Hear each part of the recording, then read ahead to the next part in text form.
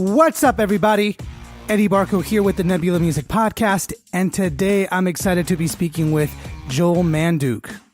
Now, for those of you who haven't heard of Joel, he's an unbelievably talented drummer who tours with many well-known artists all around the world.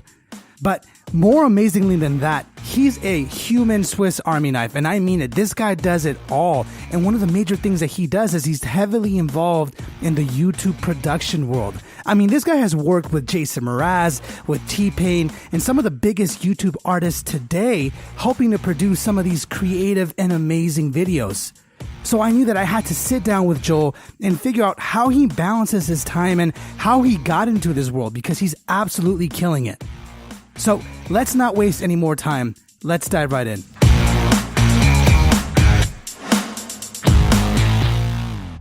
What's up, everybody? Eddie Barco here, and I'm really excited because I get to talk to Joel Manduke today. Joe, how are you? I'm doing great, Eddie. Thanks for having me. I appreciate it. A little backstory for you guys. Joel is a very busy guy. I mean, not only do you play drums, you do a whole bunch of other things. Like, I tried scheduling some stuff with this guy months ago. We've been going back and forth because it's just, you're so busy. You're so high in demand. And so I feel honored that I get a chance to sit down with you and just talk about career and your life and just to see where this conversation goes. So Joel, why don't you go ahead and catch us up a little bit about what you're up to nowadays, and and we'll just go from there. Yeah, totally, Eddie. Well, like you said, and I'm stressing that I'm glad that we finally got to make this happen, because it's been a long time coming, and finally we're in it. But I love it. I mean, I guess I'm a LA drummer and producer, and been jumping in the game for a while now, and kind of hustling. So splitting my time between working in the studio and touring and drumming and working as a musical director on the road. So yeah, I mean, I'm taken my drumming and started out as a drummer, and then in college kind of worked into the producer side of things almost by accident in a sense. And that kind of springboarded. How'd that happen, by the way, if I can ask about that accident? I'm just curious. Yeah, no, totally. I mean, I was over at UCLA studying jazz. So I was a jazz performance major over at UCLA. And, it started with a bunch of homies just in our dorm rooms trying to make music. And, now that you got Logic and Ableton and everything just sitting on your desktop, there's no limit. So we just started experimenting with that. And I got a call in college from this guy, Kurt Schneider, who is this big YouTube producer. And, he got my name through a buddy of mine over at UCLA, and he hit me up and asked for me to work as a drummer in some of his music videos and also to help out on production. And, when he called me, I mean, I knew who he was, and I almost thought he had the wrong number, because I was like, I'm just a punk kid in college trying to make my way. So, but when I did get that call, I was like rolling up my sleeves and I was like, let's try and make this happen. So he gave me a call for a couple things, and that jumped into us working together. And then it all kind of snowballed after that. Wow, man. That's, it's so weird how sometimes one phone call can practically just change your whole career all overnight. But what I really liked about your story is that you basically you were aware of who was calling you, and then you just, like you said, rolled up your sleeves and just said, all right, let's give this a try. And I guess I'm curious, were you nervous at all? Were you doubtful at all that you could potentially pull this off? Because it seemed like an awfully great opportunity off the back. And so I guess I'm curious how you prepared mentally to go after these things. I mean, of course I was nervous, and production was a thing that I dabbled in, but I was training to be a jazz drummer and a performing drummer, and that was my focus, and production was just something that I kind of just dabbled in every once in a while. But when I got this call, I was like, hey, this may not be exactly how I pictured my maybe next steps, but I'm not necessarily compromising my goals that I have right now. It's just another opportunity that, why not try it, see if it's something that I vibe with, and see if it's something that I enjoy, and do it the best that I possibly can, because, I'm just trying to, whatever I do, I'm just trying to do it right and to the best of my ability, hands down. So, of course, to answer your question, yeah, I was totally nervous. This was something totally out of my comfort zone, but, I took what I had and, used a lot of the resources I had through friends and on campus to learn as much as I could about this new craft that I was jumping into, and I ended up loving it. And, it's something that I do. I'm like a full-time producer now. So, hey, thank goodness for this random call, I guess. Damn, man. Like, what year was this when you got that phone call? Oh man. That was back in 2013, I think. So, yeah, not too long ago, but a minute ago for sure. Well, it feels like a long time ago. 2013 was definitely an interesting year for social media in general. A lot of things happened on yeah, YouTube. without a doubt. Right? And especially with YouTube and Instagram. And there's a whole, I believe in 2014 was the huge Instagram boom, but YouTube was definitely the staple. And so I guess I'm curious because Kurt, I've seen his stuff before, and I know for him to call you out of the blue must have been an amazing feeling, right? So what was like the first gig like, or the first production thing that you did for him, or the first couple ones? Like, how was that experience? If you can walk me through a little bit of that. Yeah, totally. And so to highlight my ignorance in a way, when he called me, I knew who he was and I understood it, but I wasn't really too hip to the whole YouTube scene and the whole YouTube music, almost like industry in itself. Like, I quickly learned that this is a whole other side of business and a whole other side of music and a whole other way to tap into the industry that I just didn't even recognize. So I to be honest, I didn't really know what I was getting myself into.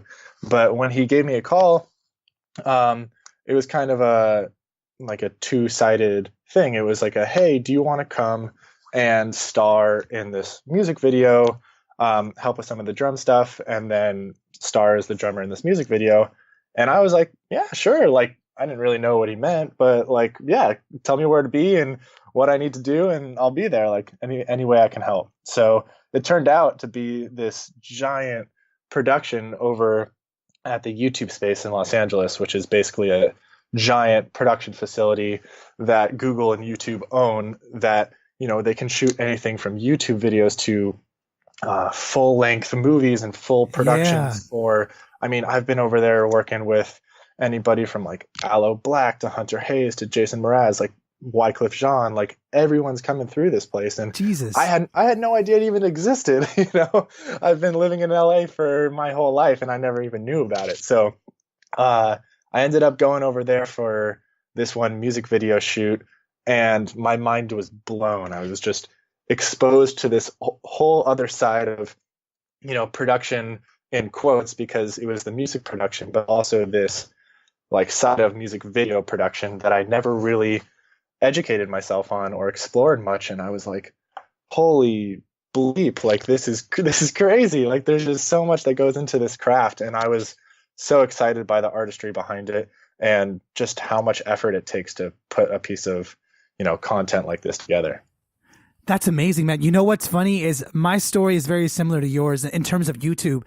YouTube Space LA, for anyone who is hearing about this for the very first time, is a gigantic, and I mean gigantic facility.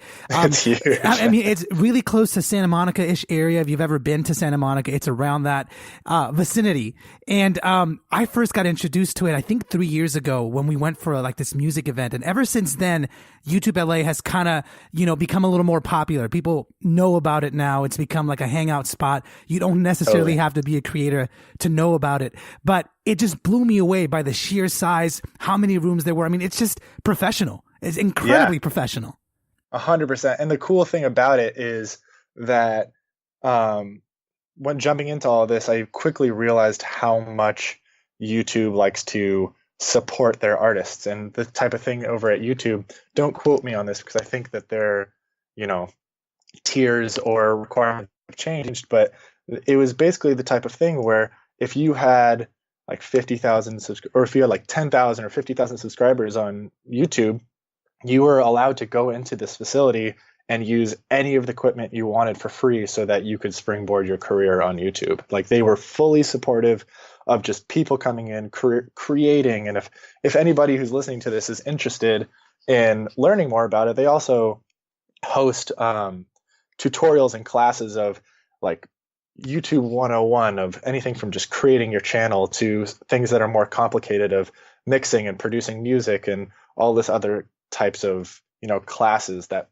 people are really jumping on because, YouTube is exploding and the whole music side of YouTube is insane. Oh yeah, I feel like you have to have been living under a rock over the past couple of years to not know about YouTube. You know what I mean? And you're totally Totally. right. I think I'm not sure if the numbers of subs have changed in terms of accessing some of these tiers, but I know that that's a thing. Like I know that with your type of achievements, in this way, I think YouTube does it as a reward. When you get certain subs, certain people to subscribe to your account, they give you access to certain things, certain rooms, certain equipment, and it's just great. And they have Yeah, tons. 100%. Yeah, and it's great. And if you guys have never been to YouTube LA, just definitely search it on Google because they have events that are open to the public. Obviously, they have tons of other events that are closed off that are more for creators and you got to meet certain requirements. But for the ones that are open and are free, highly recommended because it's insane. For it. Yeah. It'll blow my mind. It'll blow your mind. So, but Joel, I guess I'm curious. So the first couple times that you were on set, whether it was at YouTube LA or somewhere else, what were some of the things that maybe stood out to you specifically that blew your mind away? Because like you, I've been on some legit music video sets before too, and it does blow my mind how many things are going on at the same time. So I'm curious, like, what specifically stood out to you, especially as just like a drummer who came in not knowing what to expect. I'm curious what stood out to you. Yeah, absolutely. I mean, I think so. Two parts to that question. The answer to that question, one way, is how many people and how much planning and how much prep goes into making just a music video happen blew me away.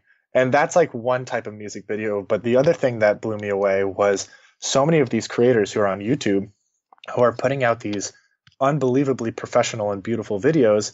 It also blows me away how few people work on these videos and how like it is such a DIY type of business for all of these creators where they are taking their business into their own hands and figuring out in like the simplest way, how can I make my craft be as professional as possible with, you know, myself. Like most of these people who are putting out these music videos online, they're not just musicians, they're not just producers, they're like musical directors, creative directors. They're coming up with the concepts for these things. They're coming up with the vision for these crazy music videos and all this creative content. So you quickly start to realize how so many of these creators have become almost like Swiss Army knives of music and entertainment, where they know how to do it all because you kind of have to if you're the one generating your own product. So that blew me away. And so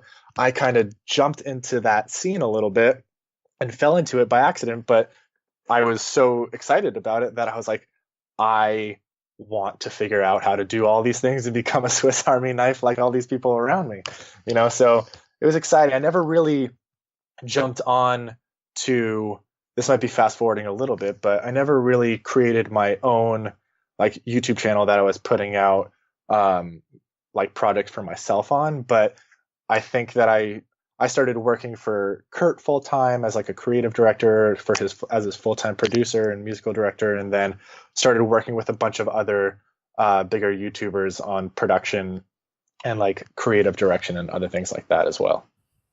That's super cool, man. And I'm just curious about this for a second. So yeah, shoot. Do you feel like you're being more productive? And this is me just speculating, but do you feel like you're at your peak when you help create other people's visions? And the reason why I ask this is because, with YouTube and Instagram, there's a lot of people that I talk to and I'm friends with that, their whole bread and butter is creating videos for themselves, about themselves, and releasing it. Whether they have a team or not, that's what it is about. But the one thing I love about your career and your work that I've seen is that you're kind of everywhere at the same time. I mean, we'll talk about this in a second, but like you were just on a tour, right? So you play drums, but now you also produced these videos, or you help produce these videos, and you didn't necessarily focus on starting your own channel. You helped build other ones, and you were great at it. And so I'm curious, like, do you feel like you're more productive helping that sort of world, if that makes sense, like helping build channels as opposed to just making stuff for yourself, if that makes sense? Totally. And I think it's kind of a loaded question because, I love writing original music and coming out with original content and doing a lot of things that, are for myself. And I get a huge source of gratification out of, getting and sitting in a studio with an original artist and or just with myself and producing things for myself and releasing music and doing those other kinds of things. But to answer your question, getting and being able to collaborate with so many different artists on YouTube just gives me so much joy because it's almost like a fresh start every Yeah. time, So I love, getting to work with artists and building careers with these artists and building full albums and other things like that. But there's also something exciting about sitting down with a YouTuber that I've worked with dozens and dozens of times, and we've done so many things, and saying, okay, what's something we haven't done that we could do totally like new and like a unique concept and push ourselves. It's an easy question to ask, but sometimes a hard question to answer. But Yeah. it's a fun way to push myself. And if there's anything that this kind of quick YouTube turnaround type of production has taught me, is it's helped me so much in my like musical directing and other things, because a lot of the videos that people put out on YouTube are cover videos. And Yeah. when we do that type of stuff, I try and do it in a way where I don't love trying to make a track that sounds exactly like the original or see how close we can get to the original, because anyone can try and do that. But what I try and do sometimes, a lot of times with Kurt and other YouTubers, is come up with something totally different that is unique from the original, but like still stays true to the song and otherwise. So something like that is really fun for me is we could do things. We did like what was it? It's like a brand deal with M&M's like last year, and we did it as a collaboration with the Zed song Candyman, while they were like trying to it was like Zed and Aloe Black, and they did That like was a you? recreation. Well, so that original track was them like remaking the like way back when Yeah. jingle for M&M's, and then M&M's reached out to us and was like, "Hey, can you take this like Zed track, make it your own, but then do some sort of crazy creative marketing idea with it?" And that I was like, hell yeah, let's do it. And so what we did was we actually, okay, yeah, you're gonna think I'm crazy like immediately, but this is Oh kind man, of I'm ready. I'm fun ready. stuff that I do. But so we made this like 10-foot by 10-foot contraption with like at the top of it was like an upright piano that we took the back off the upright piano, and then what would happen was the hammers from the piano itself were hitting M&Ms that were going down tracks and either hitting instruments like What? triggering pads, basically to build this song out. So we used like 50,000 M&Ms to Damn. basically create the song and record it and do this whole thing. And something like that versus maybe a simple cover video, it definitely takes more time and commitment and planning. But that kind of just creative outside of the box thinking is something that I love to do when trying to take a simple concept of, hey, Eminem's Zed song, how can we combine these into something that maybe somebody could have never thought of, or when they see it, they're like, oh my God, these guys must be insane. What? So that's the kind of stuff that I just, love jumping on and coming up with shareable viral ideas like that.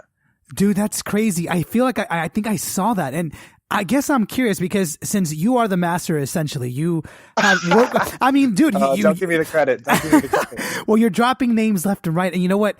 I guess what I'm curious is I obviously understand that when it comes to making some of these videos, especially the really professional made ones, there's a lot of creative thought that goes into, figuring out what to shoot, what the idea and what the vision is. And so I was curious, like, how does a typical session like that work? And I mean, like the creative session, like when you sit down to think of some of these ideas, how do you approach that? Totally. I mean, so start to finish, a lot of times, like a lot of other producers might like produce a track and then like finish the full track and then be like, okay, what's our visual like music video concept for this?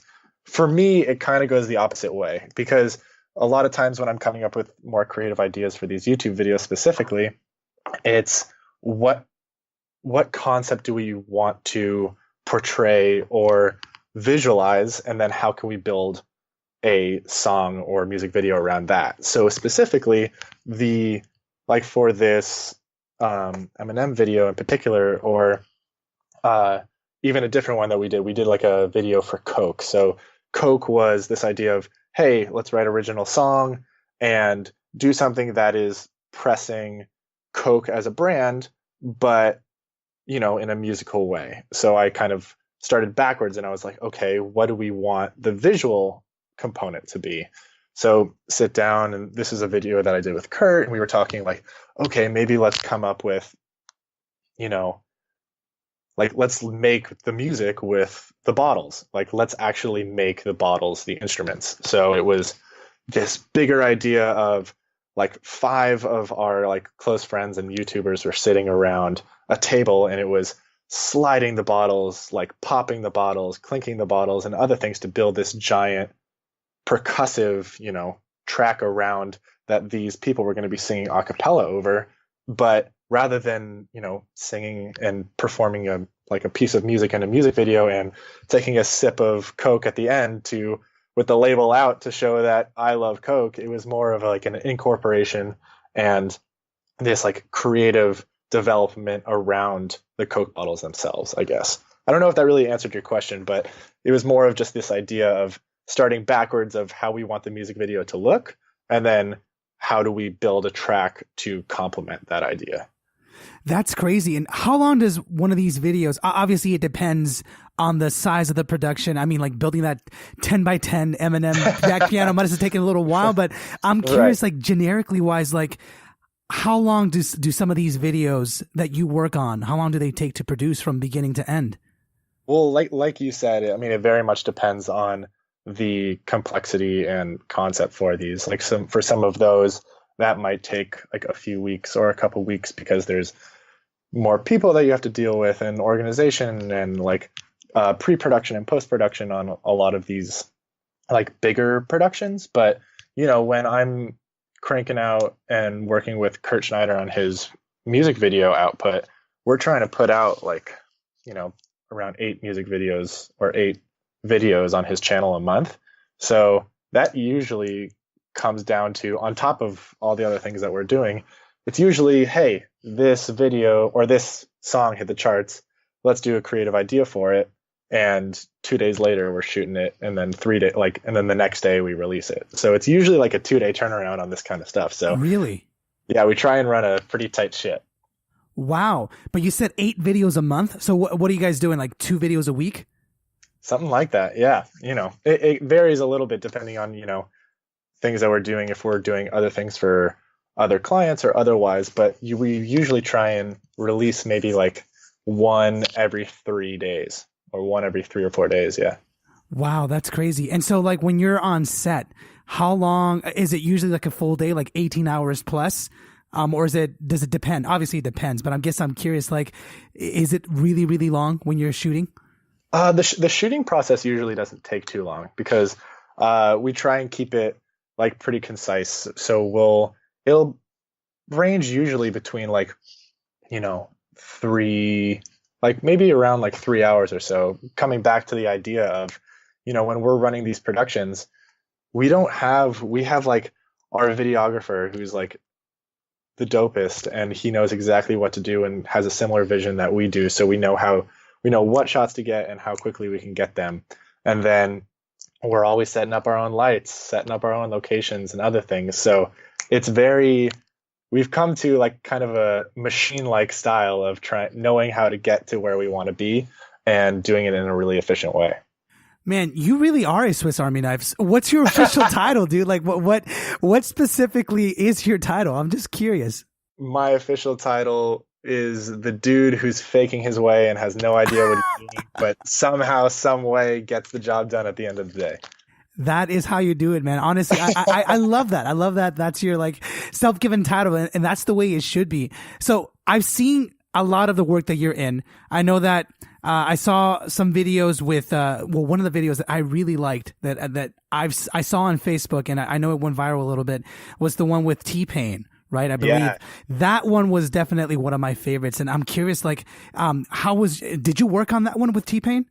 Yeah, totally. So I like ran the production and like kind of had the creative vision for that project, and that was kind of with this partnership that we had with Verizon for their Go 90 streaming platform, and in that, that whole we had this series of videos called To the Beat, and it was basically this idea of bringing in some of like these huge pop stars and taking one of their songs, or maybe even doing it like in T-Pain's example, making a mashup of some of their biggest hits and doing it in a creative way. So this T-Pain one that we did, we found out from Verizon that T-Pain was going to be one of the artists, and I was like, hell yeah, this is going to be amazing. Like T-Pain's like the dude, like we just need to do something super cool with this guy.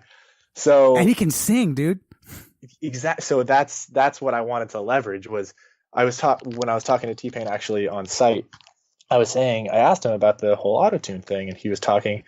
I was like, dude, you can sing your butt off. Why so many people are hiding behind autotune because they need it for help?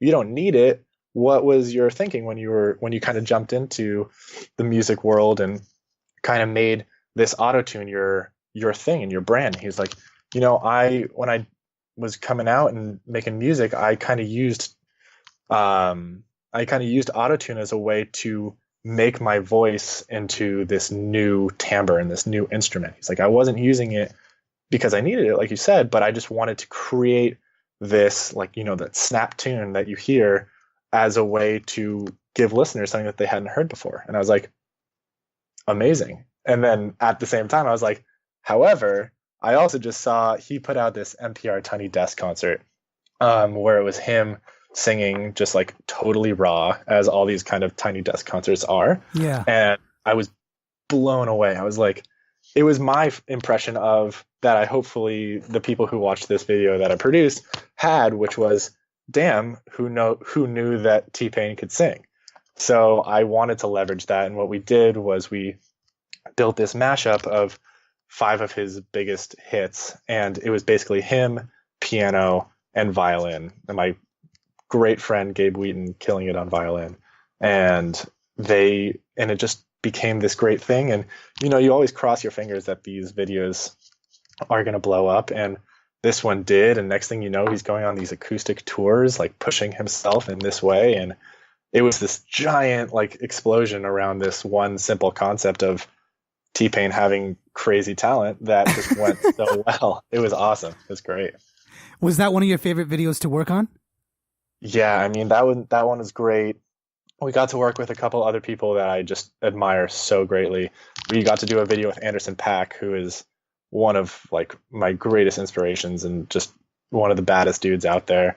We got to do one with like Aloe Black and Hunter Hayes and Natasha Bedingfield and Austin Mahone. So it was just a super cool few months that we got to sit in the studio and like work with these guys and these girls and come up with ideas that kind of got them out of their comfort zone, which is a hard place to be in when I'm the guy, like I said, faking his way and not knowing what I'm doing, but trying to tell these guys that I admire so greatly, how about we do something like this? And hey, they were all pretty much down for it. So it was a great time. It was fun.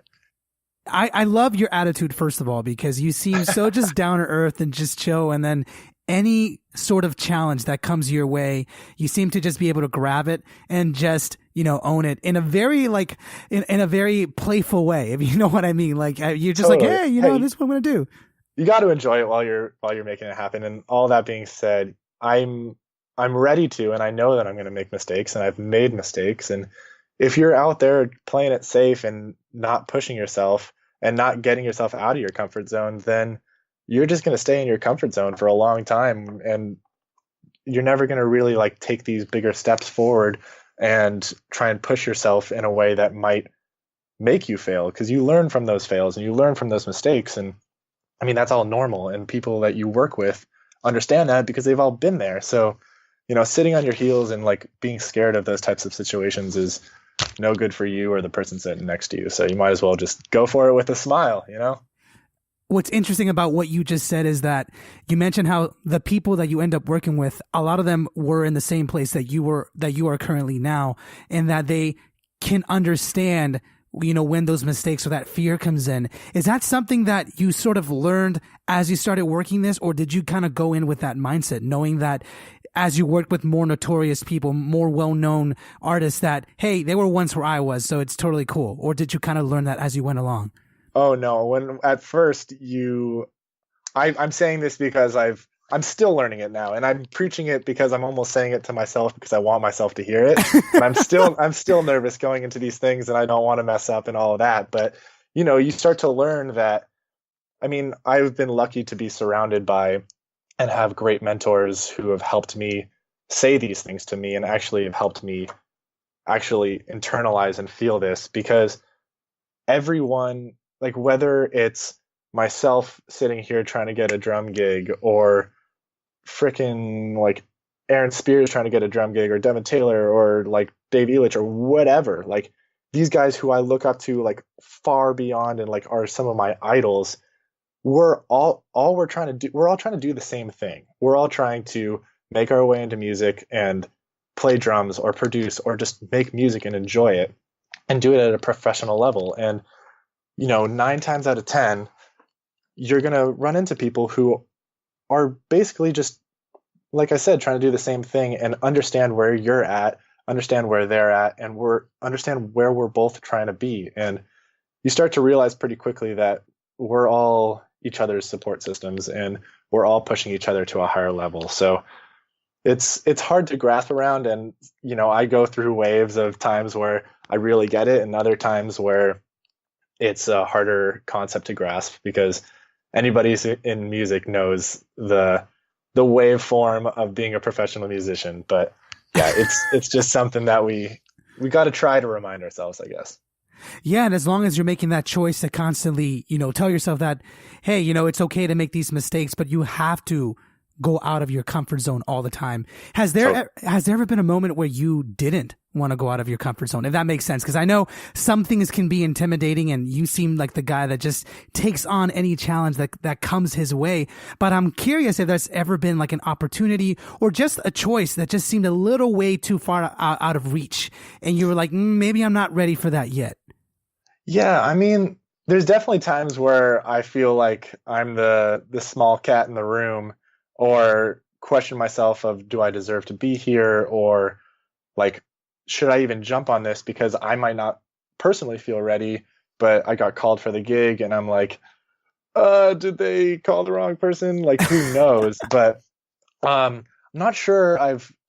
Not to like put myself on any sort of pedestal at all, but in those kind of situations, I usually just like roll up my sleeves and think, I got called hopefully for a reason, whether it was the wrong number or whatever, but it might as well like make the best of it. I mean, one situation that I had with that was I got called to hit on this gig.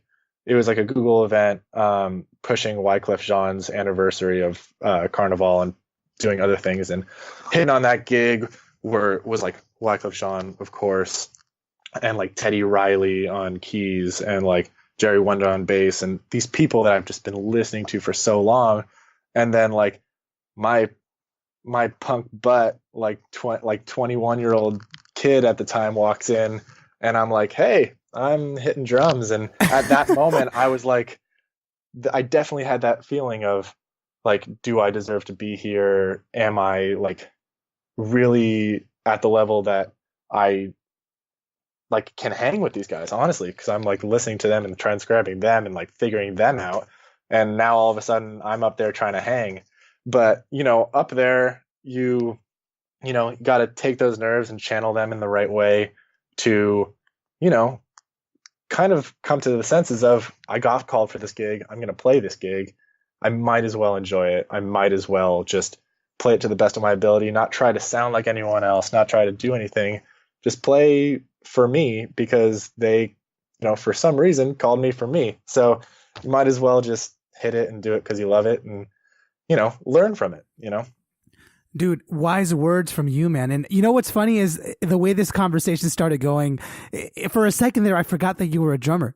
Because you do jumped into the production stuff, and then I almost forgot that I was a drummer. I know, but you see, that's the beauty of it all. Is that here's the thing. Like, one thing I love about being alive and working in this era that we're in with social media and internet and just all these things that, when you really think about what's going to happen in like 20 years, like who knows where things are going to go. But I digress. Right. The point being is that one common trend that I do see with my guests and friends that I make and people that I play with is the more successful you get, the more skilled you are in many different areas. And that's one thing I've seen is that, especially people who are making it on YouTube, people that are making it on Instagram. Well, like you said, they're the creative director, they're the producer, they're the everything you list. They could essentially make their own resume and do anything they wanted. And that's the attitude that I love about what you have and what some of my guests have. And it's fascinating to me, and it's refreshing that you would be skilled in two completely different areas that really, in theory, shouldn't have much to do with each other. You're a fantastic production dude and unbelievable drummer as well. Thank you. I appreciate that so much. Let me ask you this, going back a little bit, since we covered the YouTube thing, I'm curious with your whole drumming thing, how did you start playing drums? I know it's a very broad question, and you went to UCLA, which is a very great school, by the way, to study jazz. Like, walk me through a little bit of your backstory playing music. Yeah, totally. I mean, I started out in the music thing on piano when I was really young, and kind of got a solid, foundation on piano, and started to understand music, and had like a great support system from my family on that front. And then when I turned, I think it was probably when I was like 10 or so, I was one of every single kid and boy who wanted to smash on a drum set. And I actually took all of my birthday presents for like my 10th birthday, returned them, and got my first act drum set. And that was it, basically. And then it turned out to just, from then on, I was like just banging on everything that I could. My dad was a drummer when he was a kid, so sitting on my dad's lap and just drumming away. But not to get too nostalgic, it kind of fast forwarded into, middle school and high school, and started getting really into the jazz kind of concept. And I had a great jazz band in middle school and high school. I went to Wandero Middle School and then Agora High School. It was a really competitive jazz program, and it really excited me because it was pushing me to just advance in my like performance.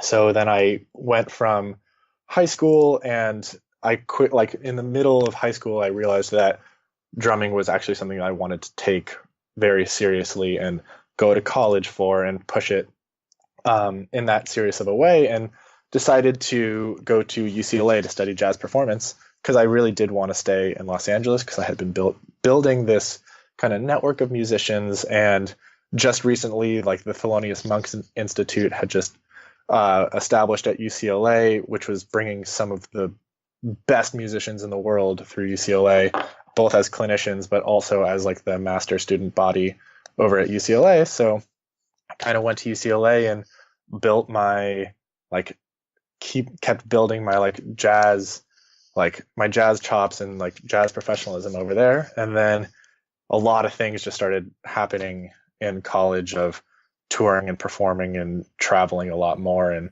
it just kind of all exploded, and I went for the ride. But you stuck with it though. I mean, you graduated from UCLA, right? I did graduate from UCLA. Yeah. So academics were always like very important to me, and I really wanted to stick that out. No doubt that there were some times at UCLA that you'd get called for some gigs that it was, hey, like, should I take a semester off to go do this, because this is really what I want to do. But I just knew that if I took a semester off, it would just get harder and harder to come back, where I knew that my end goal really was to get my degree. But then, like, all like sails up, go ahead and be a performing musician. But finishing my degree over at UCLA was really important, so I did stick with it. Yeah. Really? Was that choice ever a little bit difficult? Just because, I mean, I feel like you already sort of answered that question, but I'm curious just because I went to Cal State Northridge, actually. I think you might know. Oh, neighbor. Yeah, we're basically neighbors. And you know what's interesting? I was actually part of the Thelonious Institute of Jazz program as well in high school. Oh, cool. I know it's crazy. We're practically part of that same program, but I was in it when they were still at USC, I believe. I'm not even sure they're still there. Gotcha. I think the Thelonious Monk Institute over at UCLA is that master's program. Got it. Where they basically just bring in like 6 of the baddest cats to come through and have like a 2-year program, and it's run by Herbie Hancock and Wayne Shorter. Yeah. And they just bring through every week. They bring through a new artist in residency, whether it's like Brian Blade or Chris Potter or Danilo Perez or anyone. Oh, man. So it's just like such a flood of knowledge that I was so grateful to be a part of. Oh my God, dude, I'm having so many flashbacks right now. I was offered one of the awards from Thelonious Institute of Jazz. I have Herbie's signature, took a picture with him way back in the days. Dude, this is like way back, man. Take me back. But I guess going back to the question that I had is, going to music school, I definitely had a lot of friends that would go on tour, pick up gigs while they were attending school. And some of them would choose the route of taking a semester off. Some of them even just taking school off together and coming back a couple years later. You know what I mean? Right. Totally. And so mentally, I feel like that choice is easy when you look at it, but when you're in the moment, right? You're in school, you're going to class studying, I don't know, algebra and then speech 101, and someone offers you a touring gig and you're like, I got to choose school. That to me is fascinating because I feel like the easier route would be just to get the gig, but you stuck with it until you were done. And so I'm curious, like, what made you choose that? Like, and were you okay with that choice, if that makes sense? Right now, I'm super proud of myself, honestly, for making that decision. And it was definitely not an easy one to do because, if you're studying for your calculus test, it's a lot easier to say, see you later, I'm going to Europe. Like, who wouldn't take that? What crazy person wouldn't take that opportunity? But like I said earlier, I mean, it was just really important for me to finish up because even in high school, like academics were really important to me. And I really wanted to be this kind of well-rounded, educated musician per se. And, I'm studying music over at UCLA, so I wanted to get my chops together with that and studying some production stuff over there. But I mean, even in college, whether it was like winter breaks or summer breaks or even like long weekends, I was bumping out and doing a lot of touring while I was in college.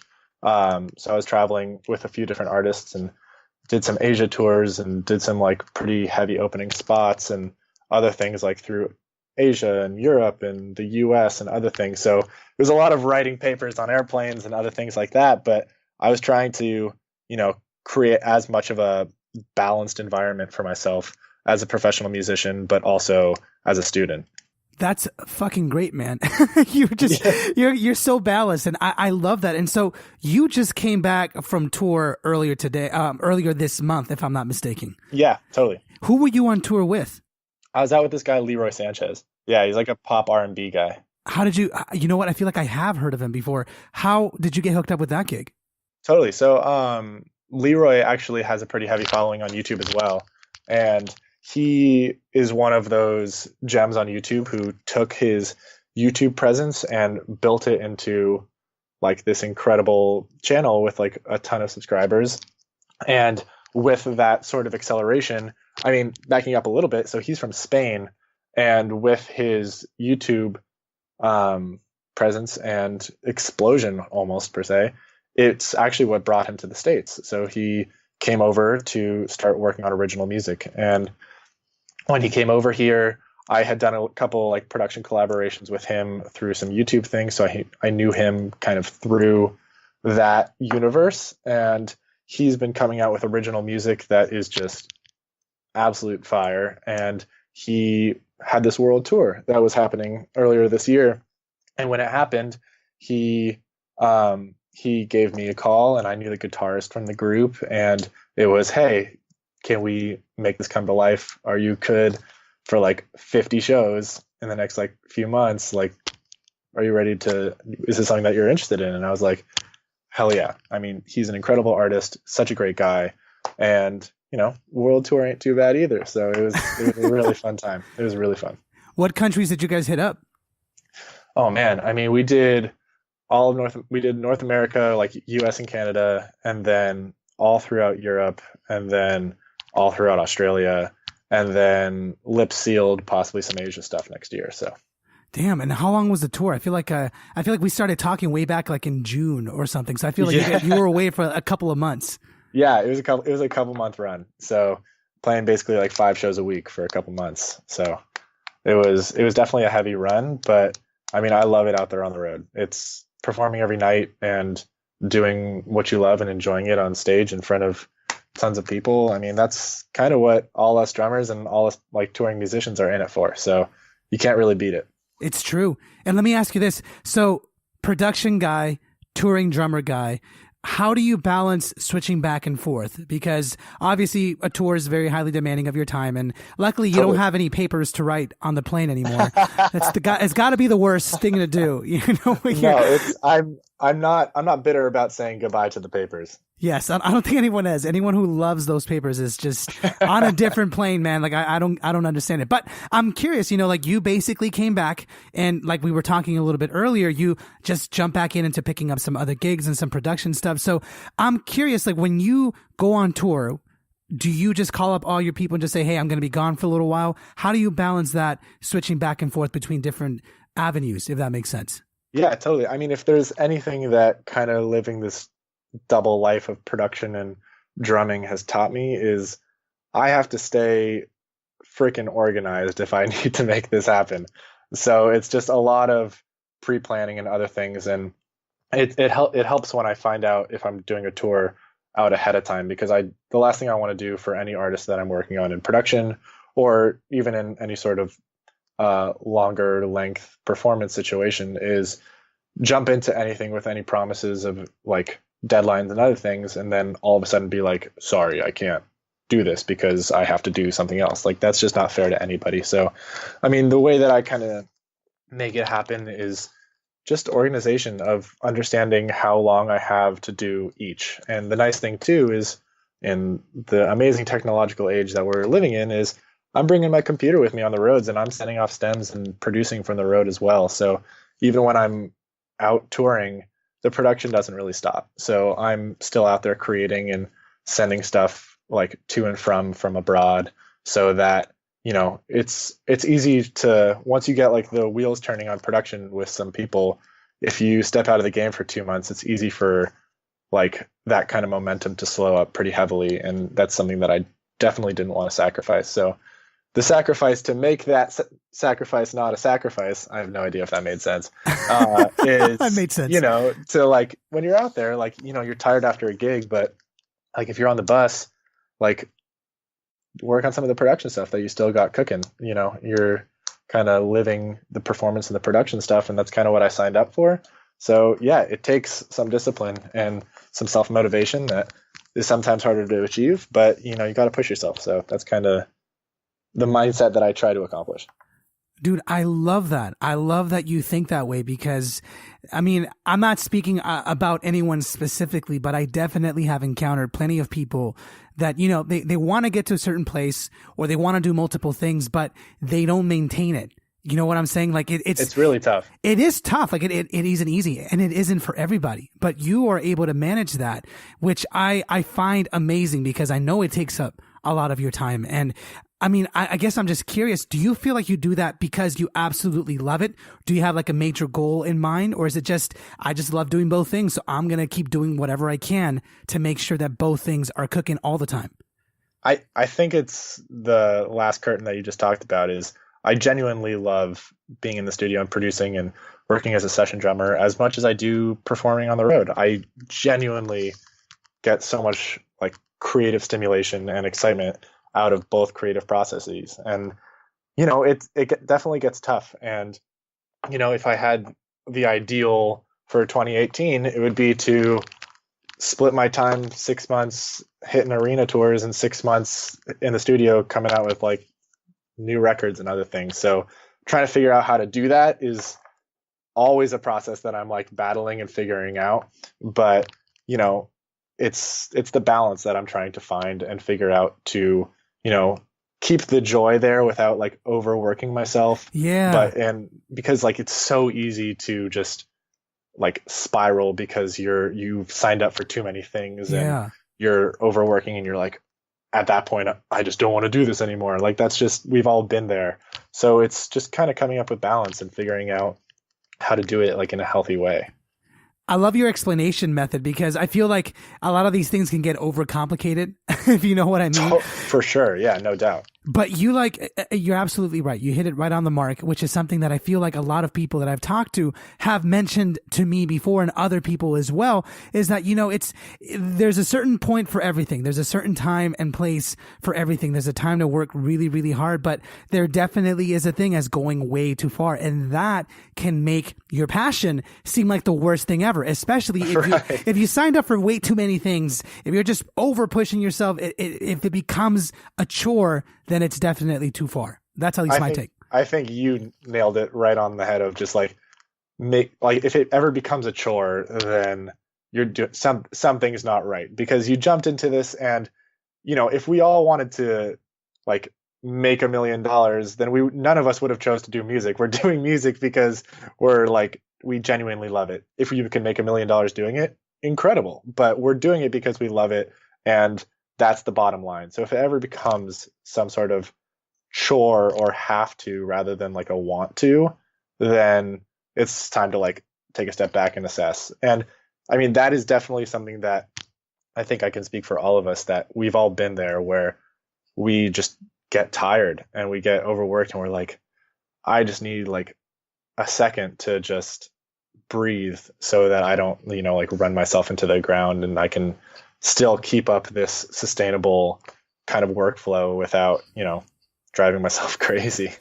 Which can be super easy to go to that extent, to just, I don't know how to explain it to people, because it's happened to me before plenty of times where you don't even realize it's happening until you're in it. You're like, oh man, I really don't want to do this right now. Obviously, I think and I'm not even just talking about maybe just being tired normally or being lazy. It's more of like when you're just doing it way too much and you get to that point where you're like, oh man, like I have a very bitter taste about doing this right now. Then clearly you went too far. Right. And like it can affect your creativity, it can affect your output, it can affect your work, it can affect your production. And then, sometimes if you're just like, hey, I'm going to take 2 days and go camping and like shut off from the world and come back. Sometimes that day when you're back and after doing nothing is where it could have taken you 3 days to get to the creative spot that you are on just that one day, just because you're coming in with a healthy mindset. So, it really is just about kind of balance and figuring it out. Like I said, I'm still figuring it out. I don't have like the crystal ball answer for you, but it's just something that I've been working on, I guess. Absolutely, man. I think you're working on it really well. And, as we're getting closer to wrap this up, there's a couple things that I'm a little curious about, and I just want to get your 2 cents on it, just because it's, YouTube and Instagram, social media, they're always changing. And I love the fact that you're involved in both worlds, that you are a touring drummer, that you're a working drummer, and that you're also in the production side, working with great artists on YouTube. And the one thing that I've been aware of for a little while, and again, I'm not even sure if you know the answer, but I'm curious if you have an opinion or 2 cents, is, YouTube has made a lot of changes, legal changes specifically for cover music. Right. I remember when I first started doing YouTube and other things, it was a lot easier, definitely still hard, but it was easier for sure. Nowadays, I know that they're cracking down a little more on whether it is doing a cover or putting on recorded music. Obviously, I believe if you record it yourself, it's different. But I guess I'm curious, like, do you feel like that's changing a lot? And is it affecting some of the artists that you've worked with or some of the up and coming YouTube artists that you see? And I'm not sure if that question's too broad, but I guess I'm just curious if you see any changes on YouTube and how that's affecting that music scene on YouTube. Yeah, totally. I mean, especially, to kind of take your question into a slightly different direction. So YouTube, when you're putting out cover material, whether it's a drum cover or a cover of, like, if you're just like redoing a cover and making a cover for yourself, YouTube has like their internal algorithms that help to like divvy up copyright and otherwise in like a monetary way, especially if you're monetizing your videos. One of the trickiest places that has dealt with this, cover content and copyright stuff is Facebook, to be honest. So a lot of people, nowadays posting videos on Facebook has become this almost easier way for things to go viral. It might not be, you don't have like as many subscribers per se on Facebook as you might on YouTube. So it's harder to come up with a guarantee of how many views you might get, or it's not as predictable per se.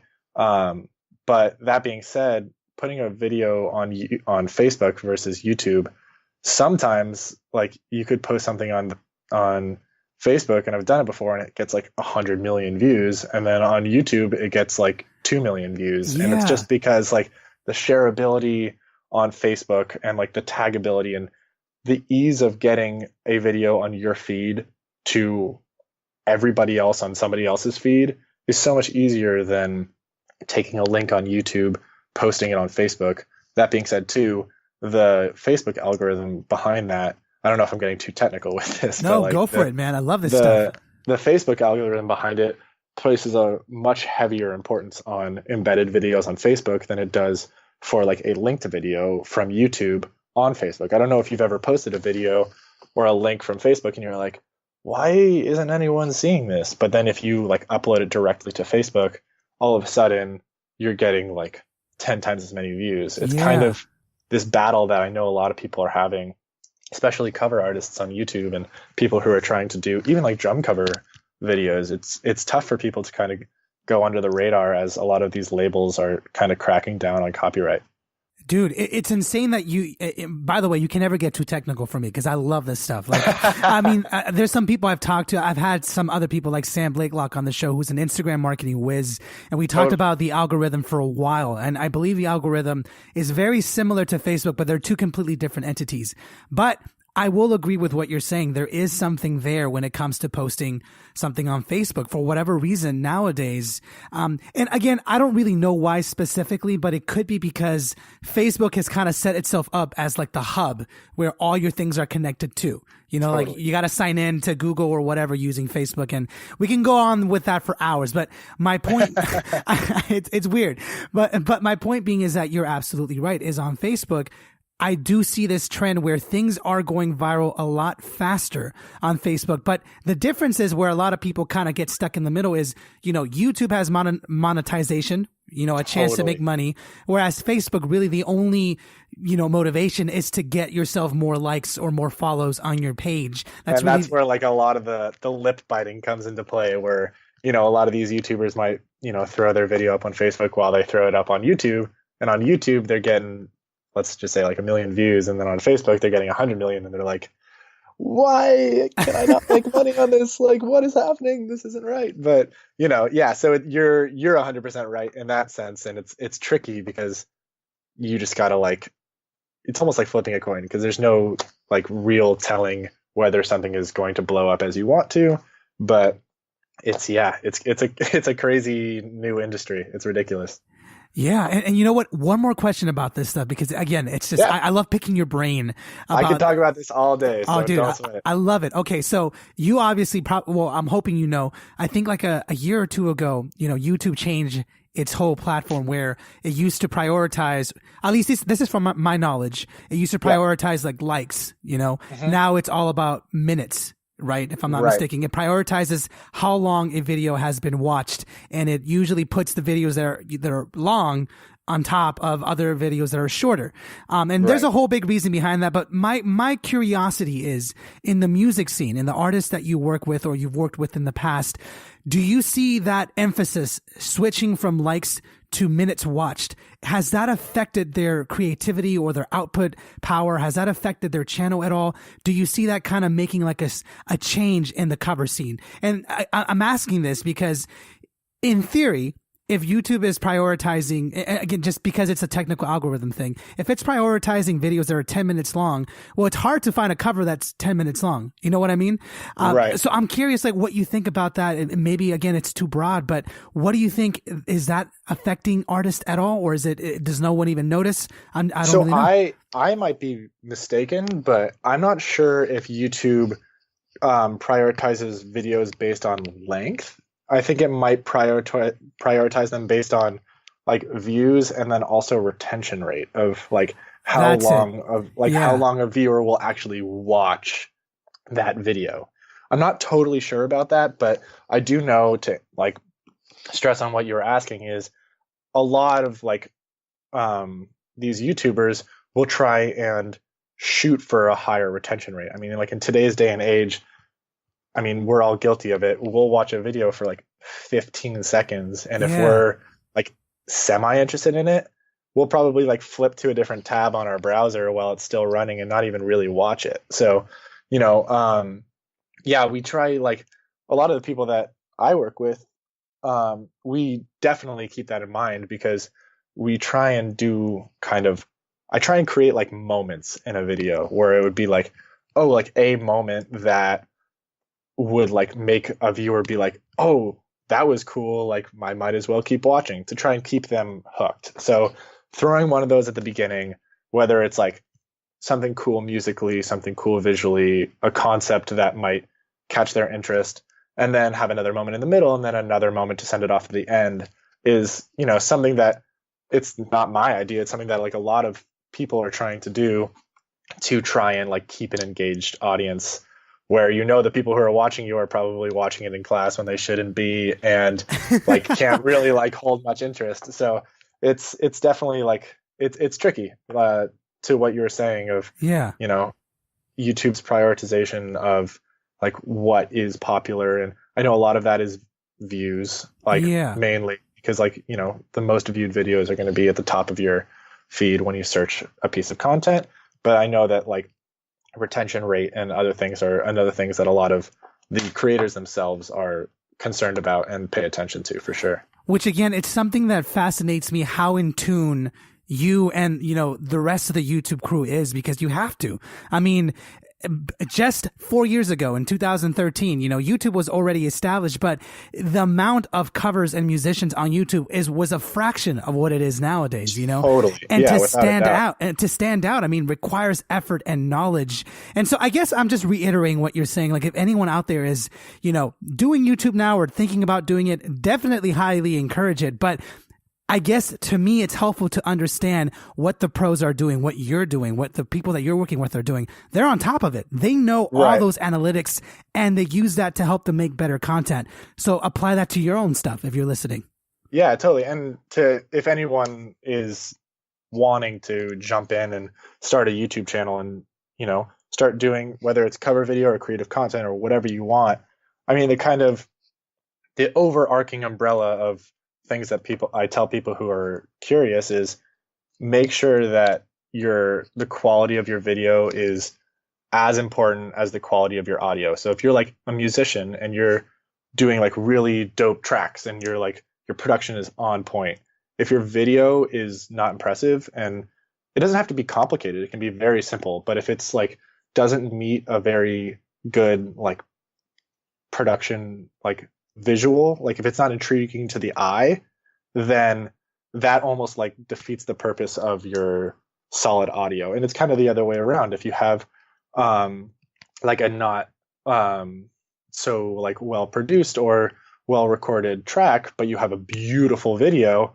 the not so great audio is going to kind of counteract that. So not saying you need to spend millions of dollars on anything, because you can, with kind of our simple technology, grab an iPhone, shoot your video, like iPhones shoot incredible video, and then, you know, spend a little bit of time like learning about production and like how to get yourself to sound good and record well. You can do it for very cheap, but concentrating on those two hit points is really important to like come out with a good product.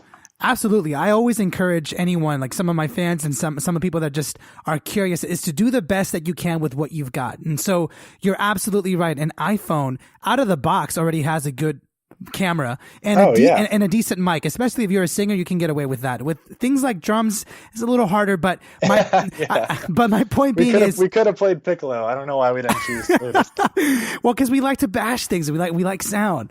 But point being is that, you know, if you have a cell phone, which I'm pretty sure you do if you're listening to this, that's probably more than enough to get you started. Can you get better equipment? Sure. But definitely try to get the best with what you've got. You can get definitely good content with just an iPhone, maybe a little handheld recorder, and learning about lighting will definitely help quite a bit. Yes, 100%. Exactly. thank you so much for taking the time to talk to me today, man. Like, I had no idea where this conversation was going to go. I had some points that I really wanted to ask, but for the most part, I was just blown away with how much you do, man. You're busy. No, Eddie, hey, I'm impressed with all you're doing. I mean, you're running a podcast while you're like a professional drummer. Like, it makes what I'm doing look easy. So I appreciate it. Are you kidding me? Oh my God, dude, get out of here. You're unbelievable, man. And I love all the work that you do. I am very happy we got a chance to sit down. And you know what? I think you said everything you needed to say, but if we had to wrap everything up into like one sentence or like one little phrase, if someone were to, theoretically be sitting here and asking you, hey, I want to be doing what you're doing, producing and touring and stuff, like what would you advise them to do? Like some of the next steps they should take? I mean, just take your sort of like, I mean, the bottom line is you have to want it. Like if you want it more than like, you don't have to be the most talented person in the room. There's always going to be somebody who's more talented than you. There's going to be a better drummer than you. There's going to be a better bassist than you. There's going to be a better producer than you. But if you want it more than that person, then you're going to get it. So take that want, take that drive and channel it into just understanding that you're always going to be a student and you always have something to learn, and just be open to that. Be open to learning and being like, just go get it. Just like, don't let anything stop you.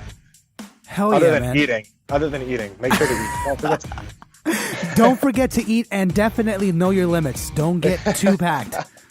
Exactly. Eddie, you're the man. Thank you so much for all of this. I appreciate it. I hope you enjoyed my conversation with Joel. I know that I definitely did. I say this every single episode. I'm always learning. And I say that because I want to make sure that you guys hear that too. One of the things that helped me a lot in my career is the consistency of positive feedback and just positive things in my life. Whether it is this podcast or other things that you guys listen to or watch, that consistency is what helps you change your life and change your mindset. And with Joel, one of my favorite takeaways is that this guy, even though he's worked with some of the biggest names in the music industry, he always buckles down and just dives into the challenge head on, knowing that he is good at what he does and chooses to believe that he can pull through. It sounds cheesy, but it's a lot harder said than done. And that's one thing I want to make sure you guys take away from this episode is no matter what opportunities you guys go after, dive into it believing that you can do it. Prepare, obviously. Practice if you can and, do your research. But the important thing is that when you execute, believe that you have what it takes to pull through. And I guarantee you that you will achieve success. So again, if you like what you've heard, definitely press that subscribe button because I've got lots, and I mean lots of great interviews coming your way.